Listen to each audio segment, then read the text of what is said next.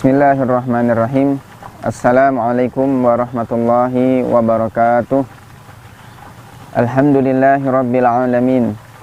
Wassalatu wassalamu ala sayyidil awwalina wal akhirin, imamil muttaqina wa qaidil gurril muhajjalin, habibina sayyidina wa maulana Muhammadin wa ala alihi wa sahbihi wa man tabi'ahum bi ihsanin ila yaumiddin. Subhanaka la ilma lana illa ma 'allamtana innaka antal alimul hakim.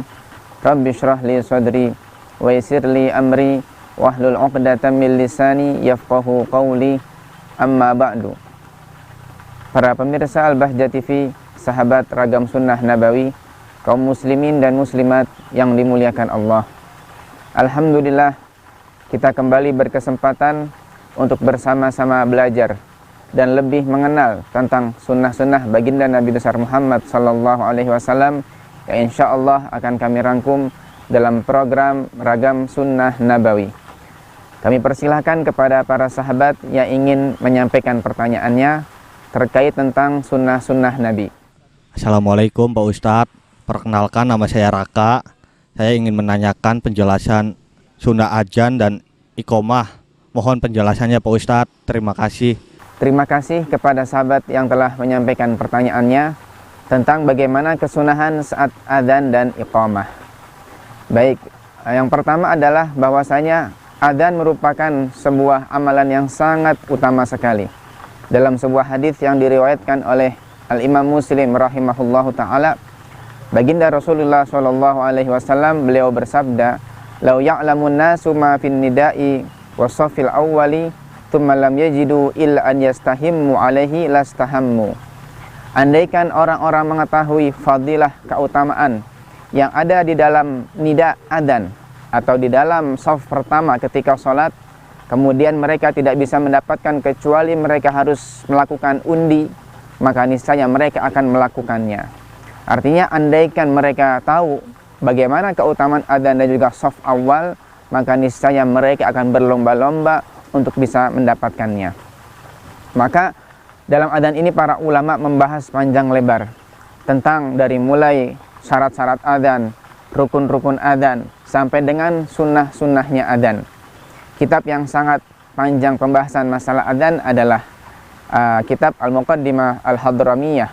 Itu di kitab tersebut karya Syekh Bafadhal dijelaskan panjang lebar tentang bagaimana tata cara adzan. Dalam kesempatan kali ini kita akan membahas tentang sunnah-sunnahnya adzan. Yang pertama di antara sunnah adzan adalah seorang muadzin atau tukang adzannya harus selalu memperhatikan waktu masuk sholat. Dia tidak adzan kecuali sudah betul-betul mengetahui masuk waktu sholat, tidak terlalu cepat atau tidak terlalu terlambat. Memperhatikan waktu hukumnya adalah sunnah apabila muadzinnya adalah muadzin yang muhtasib, muadzin yang sukarela, tidak diberikan upah atau gaji. Akan tetapi bagi seorang muadzin, tukang adzan yang dia mendapatkan gaji atau upah, maka wajib baginya untuk memperhatikan waktu masuknya sholat, karena dia diamanahi oleh orang banyak untuk memanggil atau mengumandangkan kumandang sholat. Kemudian di antara sunnah lainnya ketika adzan adalah seorang muadzin harus dalam keadaan bersuci atau mempunyai wudu. Makruh bagi seorang muadzin yang sedang berhadas mengumandangkan adzan. Lalu kesunahan berikutnya saat adzan adalah dalam keadaan berdiri. Jadi makruh hukumnya seorang muadzin ketika adzan dalam keadaan duduk. Diupayakan, disunahkan, dianjurkan dalam keadaan berdiri. Sunnah berikutnya adalah ketika adzan, yaitu seorang muadzin tarji. Tarji itu artinya adalah sebelum dia mengucapkan syahadatain, asyhadu an la ilaha illallah wa asyhadu anna muhammadar rasulullah, terlebih dahulu dia membaca dengan pelan. Jadi sebelum dia mengucapkan dengan lantang asyhadu an la ilaha illallah, terlebih dahulu dia mengucap dengan pelan asyhadu an la ilaha illallah untuk dirinya sendiri. Begitupun ketika ingin mengumandangkan asyhadu anna muhammadar rasulullah, pertama dibaca pelan dulu untuk dirinya sendiri. Ini namanya tarji. Hikmahnya kata ulama agar sebelum dia menyampaikan, mengajak orang untuk bersyahadat, dia mengajak dirinya terlebih dahulu untuk bersyahadat. Para sahabat ragam sunnah nabawi yang dimuliakan Allah. Kemudian adab berikutnya ketika adzan adalah khusus adzan salat subuh, yaitu ditambah dengan taswib. Taswib artinya adalah mengumandangkan ketika adzan itu salat subuh setelah hayya 'alal falah, dia membaca dengan lantang as-salatu khairum minan naum sebanyak 2 kali. Itu namanya taswib. Ini disunahkan khusus ketika salat subuh saja. Kemudian ada berikutnya juga yang ini merupakan adab kesunahan yang sangat penting sekali, yang terkadang banyak dilalaikan oleh kebanyakan muadzin, yaitu ketika adzan menghindari yang disebut dengan tamtid. Tamtid artinya adalah adzannya dilengkung-lengkungkan. Jadi dengan suara yang melinguk-linguk, panjang, kemudian sampai batas mat yang ditentukan dalam ilmu tajwid. Itu hukumnya makruh. Sayyidina Umar bin Abdul Aziz, beliau ketika menjabat sebagai khalifah, beliau punya instruksi kepada tukang adzan. Beliau mengatakan, adzin adzanan samhan wa illa fa'tazilna. Adzanlah kamu dengan adzan yang biasa, datar. Kalau kamu tidak bisa, maka lebih baik kamu keluar atau kamu mengundurkan diri dari tugas adzan ini. Jadi adzan makruh kalau sampai hayya 'alas shalah, ya, itu hukumnya adalah makruh. Apalagi matnya dipanjangkan sampai melebihi batas tajwid yang sudah ditentukan dalam ilmu tajwid. Ya, mat paling panjang dalam ilmu tajwid adalah 3 alif atau 6 harokat. 3 alif atau 6 harokat ini batas maksimalnya. Jadi kalau sudah melebihi itu, maka hukumnya adalah makruh. Hayya 'alas shalah, ini hukumnya tidak diperkenankan. Ya, maka kalau adzannya sudah menjadi adzan yang makruh, tidak disunahkan bagi yang mendengar untuk menjawabnya. Karena orang itu kan dia punya aktivitas banyak, mereka punya kesibukan, jangan sampai mereka terhalang tidak bisa menjawab adzan, waktu mereka habis hanya karena adzan terlalu lama. Oleh karena itu adzannya biasa saja. Zaman Nabi SAW, Sayyidina Bilal bin Rabah ketika mengumandangkan adzan juga tanpa tamtid, Allahu Akbar, Allahu Akbar, asyhadu an la ilaha illallah, asyhadu an la ilaha illallah, sampai akhir adzan. Ya, memang sudah menjadi tradisi kita banyak adzan yang dilagu-lagukan. Ya, sebenarnya tidak dilarang untuk melakukan adzan supaya terdengar lebih merdu, akan tapi ingat tadi, menghindari yang disebut dengan namanya tamtid atau adzannya dibelok-belokkan nadanya, apalagi sampai melebihi mat yang ditentukan dalam ilmu tajwid. Para sahabat ragam sunnah nabawi yang kami muliakan, kemudian di antara adab berikutnya ketika adzan adalah itu selesai ya masalah sunnah-sunnah adzan. Kemudian sunnahnya iqamah. Sunnahnya iqamah adalah suara iqamah hendaknya lebih pelan, tidak setinggi ketika adzan. Karena kalau adzan mengajak orang untuk datang ke masjid untuk ibadah sholat, iqamah ini hanya ajakan untuk orang-orang yang hadir ketika di masjid.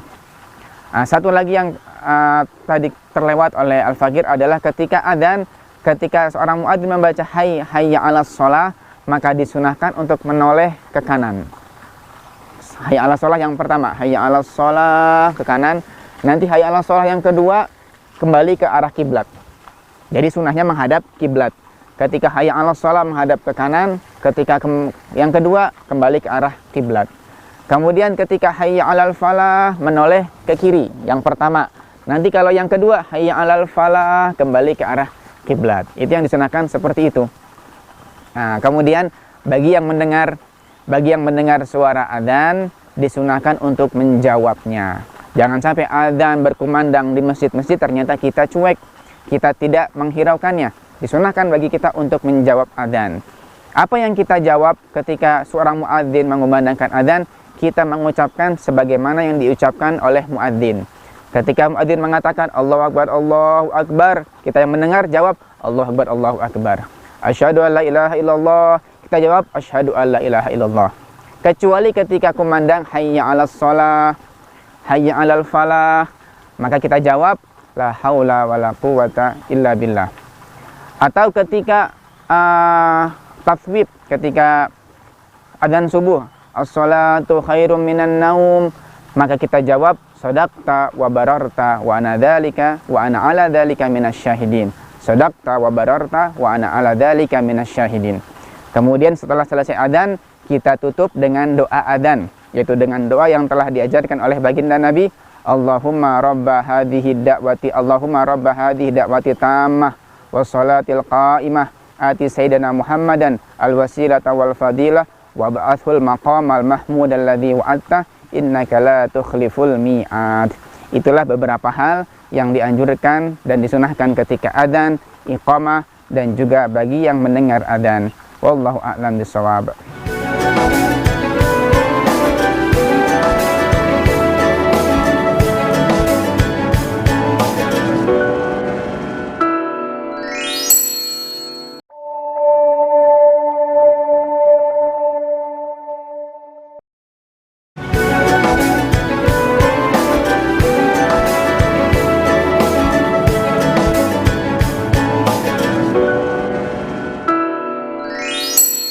Assalamualaikum.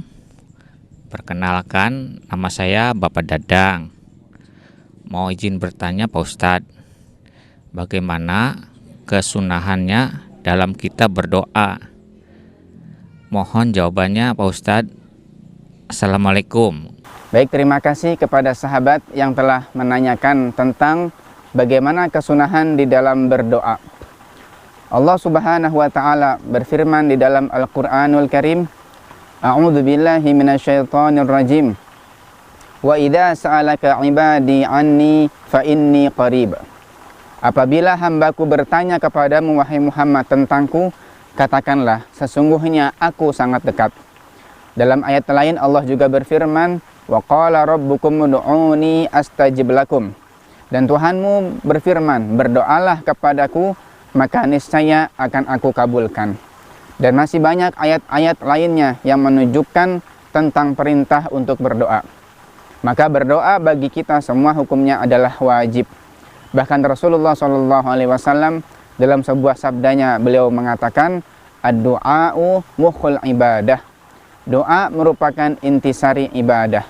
Artinya bentuk penghambaan sesungguhnya dari seorang hamba kepada Allah Ta'ala adalah saat dirinya merasa butuh, dirinya merasa fakir, tidak punya apa-apa, sangat bergantung kepada Zat yang Maha Kuasa, yang Maha punya segalanya, yaitu Allah Subhanahu wa Ta'ala. Para sahabat, ragam sunnah nabawi yang dimuliakan Allah, tentunya kita berharap bahwasanya doa kita akan diijabah oleh Allah Ta'ala. Tapi kita jangan pernah bersuudzon, berburuk sangka Allah tidak pernah mendengar doa kita, tidak. Allah pasti mendengar, hanya saja mungkin ada beberapa hal yang Allah tunda permohonan kita. Maka agar kita dikabul doanya, diijabah doa kita oleh Allah Ta'ala, ada beberapa hal, sunnah-sunnah, adab-adab yang harus kita perhatikan. Al-Imam Ghazali rahimahullah ta'ala dalam kitab Ihya Ulumuddin, beliau membuat bab khusus tentang adab doa, adab di dalam berdoa. Di antaranya adalah di dalam berdoa kita harus memperhatikan waktu ijabah, waktu istijabah, waktu yang di situ punya kesempatan besar untuk dikabul doanya oleh Allah Subhanahu wa Ta'ala. Waktu ijabah sangat banyak, ada yang setiap hari, setiap malam, yaitu di sepertiga malam terakhir, di mana dikatakan bahwasanya Allah Ta'ala menurunkan rahmatnya di setiap sepertiga malam terakhir. Allah menyeru dengan 3 seruan, yang minta ampun akan diampuni, yang pengen taubat akan diberi taubatnya, yang pengen punya hajat akan dikabulkan hajatnya.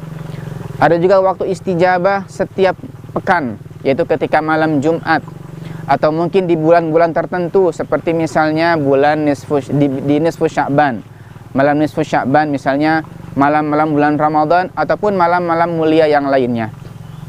Kemudian ada itu waktu-waktu istijabah yang harus kita perhatikan, karena disitulah kesempatan besar untuk diijabah doa kita oleh Allah Subhanahu wa Ta'ala. Adab berikutnya, kesunahan berikutnya saat berdoa adalah kita hadapkan diri kita ke arah kiblat sambil kita mengangkat tangan kita kepada Allah Ta'ala. Mengangkat kedua tangan dalam berdoa bukan berarti kita minta kepada yang di atas, Allah di atas, tidak. Keyakinan kita Allah tidak butuh kepada tempat. Allah tidak butuh kepada tempat. Allah qaimun binafsihi. Allah tidak butuh kepada tempat. Maka ketika kita berdoa dengan tangan ke atas, bukan berarti Allah di atas, tidak. Akan tapi ini adalah sunnahnya baginda Nabi besar Muhammad sallallahu alaihi wasallam. Nabi yang mengajarkan kita ketika doa, angkat tangan kita ke atas. Ya, dalam sebuah riwayat hadis tentang istisqa, baginda Rasul sallallahu alaihi wasallam mengangkat tangan ke atas ketika berdoa. Bahkan dalam riwayat disebutkan hatta yazharu bayadu ibtaihi, sampai terlihat putih ketiaknya Nabi. Artinya diangkat dengan setinggi-tingginya. Ya, kita minta kepada orang lain saja, memohon kepada manusia, kita mengadahkan tangan kepada mereka, menunjukkan kita ini butuh kepada mereka. Bagaimana ketika kita mengadahkan atau meminta kepada Zat yang Maha Kuasa, harus kita mengadahkan tangan kita kepada Allah, menunjukkan bukti keseriusan doa kita. Sahabat ragam sunnah nabawi yang dimuliakan Allah, ada berikutnya ketika berdoa adalah yaitu dengan suara yang tidak terlalu keras, karena kita bermunajat kepada Zat yang Maha mendengar, yaitu Allah Ta'ala. Tidak perlu kita terlalu keras di dalam memanjatkan doa kita. Ada berikutnya dalam berdoa adalah yaitu khusyuk. Artinya khusyuk maksudnya apa yang kita ucapkan lewat lisan nyambung dengan lintasan hati kita. Jangan sampai kita berdoa, lisan kita mengucapkan permohonan, tapi hati kita tidak ada hadir. Ini yang disebut tidak khusyuk. Dalam sabdanya Rasulullah SAW, beliau mengatakan, Innallaha ta'ala la yaqbalu du'aan min qalbin ghafilin aw kama qala. Allah Ta'ala tidak akan menerima sebuah doa dari hatinya seseorang yang lalai. Jadi hati yang lalai tidak akan diijabah doanya oleh Allah Ta'ala. Ada berikutnya ketika berdoa adalah meminta dengan serius. Artinya kita berharap sangat besar ingin diijabah doa kita oleh Allah Ta'ala. Jadi ilhah, jadi pengen sekali untuk diijabah. Bahkan makruh kata Nabi, seseorang ketika berdoa dia mengatakan Allahumma gfirli in syi'ta, Allahumma a'tini in syi'ta. Ya Allah, ampuni aku jika Engkau berkehendak. Ya Allah, berikan aku jika Engkau berkehendak. Ini bukan adab di dalam berdoa. Allah pasti kasih. Maka kita nggak boleh mengatakan, ya Allah, Engkau kasih nggak kasih terserah Engkau ya Allah. Tidak boleh demikian. Ini bukan adab di dalam berdoa. Harus serius, harus betul-betul khusyuk di dalam permohonan kita. Kemudian harus kita yakini bahwasanya Allah pasti akan mengijabah doa kita. Karena Allah Maha mendengar. Hanya saja mungkin tadi kami katakan terkadang sedikit ditahan permohonan kita karena sebuah hal. Mungkin ketika diberi malah berdampak tidak baik, sehingga Allah tahan permohonan kita, dan itulah yang lebih baik untuk kita. Para sahabat ragam sunnah nabawi yang dimuliakan Allah Subhanahu wa Ta'ala, ada berikutnya, kesunahan berikutnya di dalam berdoa adalah awali doa kita dengan pujian, hamdalah kepada Allah Ta'ala, salawat kepada Sayyidina Muhammad SAW, lalu juga dipungkasi dengan hamdalah dan juga doa. Jadi hamdalah, di awalnya hamdalah doa, kemudian akhirnya hamdalah doa, awal akhirnya bagus, maka insya Allah antara awal dan akhirnya akan dianggap bagus juga dan diterima oleh Allah Ta'ala. Ini sunnah dalam doa. Awali doa kita dengan hamdalah. Alhamdulillahirabbil alamin, hamdan yuwafi ni'amahu wa yukafi'u mazida. Ya Rabbana lakal hamdu kama yanbaghi li jalali wajhika wa 'azimi sultanik. Lalu salawat, Allahumma sholli ala sayyidina Muhammad wa ala alihi wa sahbihi wasallim. Sebutkan permohonan, nanti setelah itu ditutup dengan hamdalah dan juga doa lagi. Walhamdulillah sallallahu ala sayyidina Muhammadin wa ala alihi wa sahbihi wasallam walhamdulillahirabbil alamin. Ini sunnah dalam doa. Ada berikutnya, kesunahan berikutnya adalah jangan tergesa-gesa untuk diijabah. Ya, Nabi Muhammad SAW beliau mengatakan dalam sebuah hadis, au kama qala, sesungguhnya Allah Ta'ala akan mengijabah, akan mengabulkan doanya seorang hamba malam yastajil, selama dia tidak tergesa-gesa. Jadi nggak usah buru-buru. Doa adalah kewajiban. Ya, mungkin ketika Allah tidak mengijabah doa kita, Allah menjadikan doa tersebut sebagai kafarah bagi dosa kita, sebagai pelebur dosa. Mungkin dosa yang mungkin doa yang tertahan menjadi sebab Allah angkat derajat kita. Atau juga mungkin doa yang tertahan menjadi sebab Allah berikan kita pahala yang besar. Karena disebutkan dalam sebuah riwayat, nanti di hari kiamat ada seorang hamba yang mendapatkan pahala begitu besar sekali. Dia tanya, ya Allah, dari mana pahala ini? Aku merasa tidak pernah beramal dengan amalan ini. Maka dijawab, ini adalah doa-doamu ketika di dunia yang belum sempat dikabul. Maka apa jawaban hamba tersebut? Ya Allah, aku berharap, coba andaikan dulu di dunia semua doaku tidak diijabah, akan menjadi pahala yang sangat besar nanti di hari kiamat. Kemudian ada berikutnya, di dalam berdoa adalah tentunya kita harus bersihkan dulu diri kita dari dosa, istighfar terlebih dahulu, taubat dulu kepada Allah, minta ampun, baru kita memanjatkan permohonan. Dan terakhir, dan ini yang paling penting adalah sebagai pamungkasnya, jangan lupa menjaga makanan yang masuk ke dalam tubuh kita. Orang yang biasa makan haram tidak akan diijabah doanya oleh Allah Ta'ala. Ya, Nabi menceritakan ada seseorang yang memanjatkan doa, Ya Rabbi, Ya Rabbi, Ya Allah, sedangkan makanannya haram, minumannya haram, pakaiannya haram. Kata Nabi, fa'anna yustajabu lahu, bagaimana akan dikabulkan. Ini beberapa hal yang harus kita perhatikan di dalam berdoa. Mudah-mudahan Allah jadikan kita sebagai hamba-hamba yang tidak pernah lupa untuk senantiasa memohon, memanjatkan permohonan kepada Allah Subhanahu wa Ta'ala. Amin ya rabbal alamin. Wallahu a'lam bishawab.